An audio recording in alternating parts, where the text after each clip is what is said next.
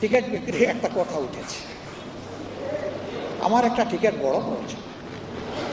আপনাদের কারো কাছে আছে না জান্নাতের টিকিট?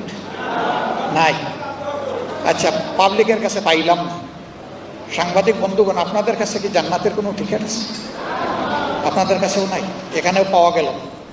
এবার সংসদে যারা বলেছেন তাদের কাছে আমরা টিকিট চাই, যে ওই টিকিট, একটা টিকিট হলেও আমাদেরকে দেন। দেখি এই টিকিটটা কে ইস্যু করলো,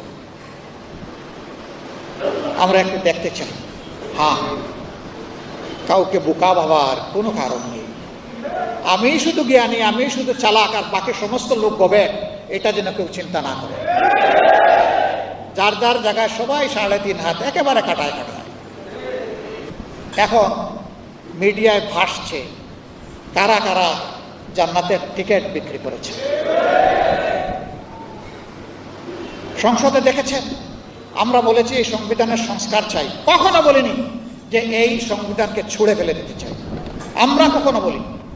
কিন্তু আমাদের নামে মিথ্যা অভিযোগটা হলো আমরা নাকি বলেছি। হ্যাঁ, সব ফায়ার আপনি যাকে টার্গেট করেছেন তার বুকে নাও পড়তে পারে, অনেক সময় ব্যাকফায়ার করে। এটি ব্যাকফায়ার করেছে, করে নাই? আমি সম্মান রেখে বলতে চাই, এই সংবিধানের দোহাই দিয়ে যে অপশাসন, যে দুঃশাসন, যে ফেসিবাদ কায়েম হয়েছিল, এর বিরুদ্ধে ফুঁসে উঠতে গিয়ে সর্বপ্রথম বিএনপি নেতা, সিনিয়র নেতা, তিনি ছিলেন স্থায়ী কমিটির সদস্য, সাবেক মন্ত্রী জনাব MK আনোয়ার এই কথাটা জাতীয় প্রেস ক্লাবে বলেছিলেন।